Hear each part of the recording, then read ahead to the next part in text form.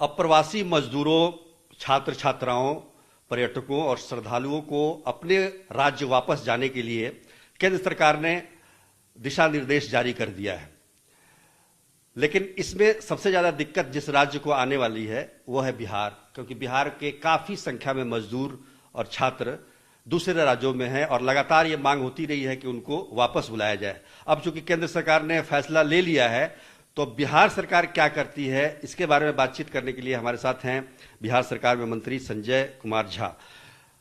संजय जी, अब तो आप लोगों के आग्रह पर केंद्र सरकार ने एक फैसला ले लिया है कि जा सकते हैं जो भी अप्रवासी लोग हैं अपने राज्यों में, तो अब वो भी बैरियर नहीं रहा। अब सरकार क्या करेगी, कैसे बुलाएगी अपने लोगों को, क्योंकि ह्यूज काफी बड़ी संख्या है। नीतीश जी का पिछले वीडियो कॉन्फ्रेंसिंग में ही आग्रह था, प्रधानमंत्री जी का जो वीसी था उसमें, कि भाई एक नेशनल लेवल पे कोई गाइडलाइन हो तो सुविधा होगी इसमें। और हम लोग धन्यवाद भी देते हैं प्रधानमंत्री जी का और अमित शाह जी का कि एक कॉम्प्रहेंसिव एक आ गया गाइडलाइन।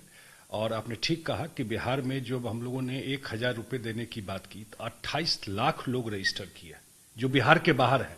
ये सिर्फ मजदूर है, स्टूडेंट अलग है।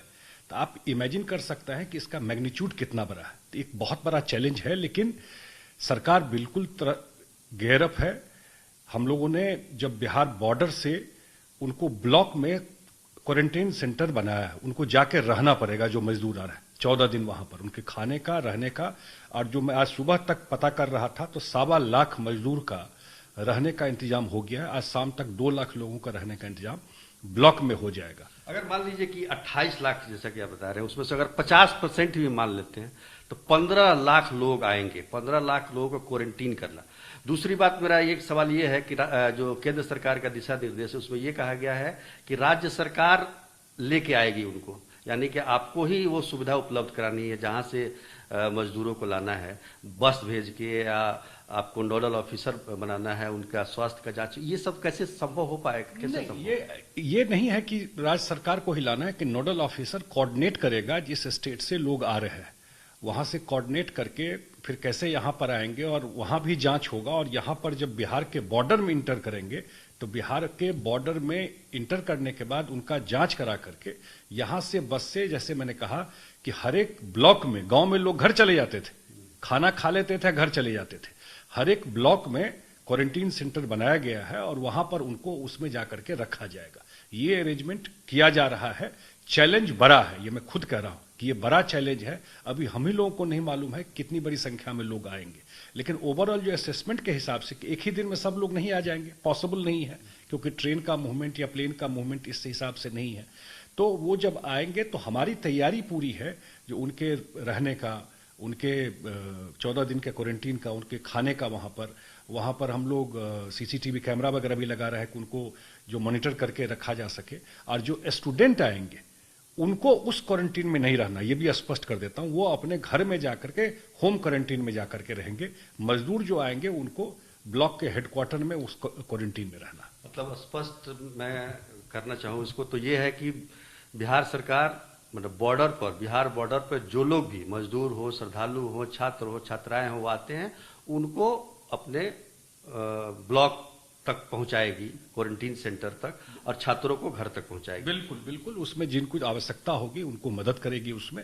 और जो मजदूर हैं उनको यहां से ले जाकर के क्वारंटीन सेंटर में जा करके रखेगी।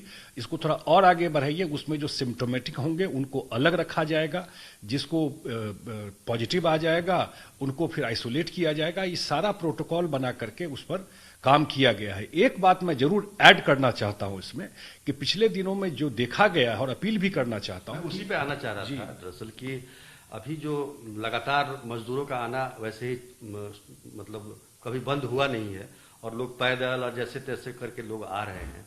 और पता चला है कि 48 व्यक्ति जो आए हैं पैदल दिल्ली से, बंबई से, तमाम जगहों से, वो कोरोना पॉजिटिव पाए गए हैं, और संभवतः उन लोगों ने यहां भी लोगों में फैलाया है।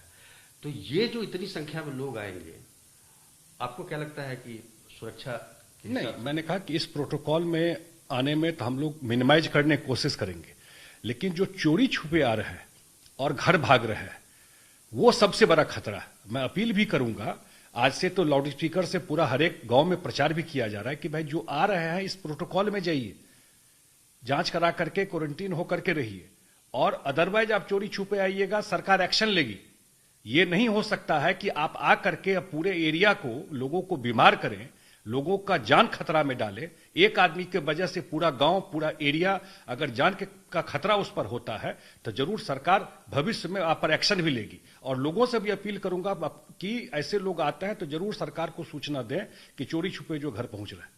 तो बिल्कुल, तो सरकार, बिहार सरकार अपनी तैयारियों में लगी हुई है। हालांकि संख्या काफी ज्यादा है, टास्क बहुत बड़ा है और कितने लोग आते हैं वो भी देखना होगा।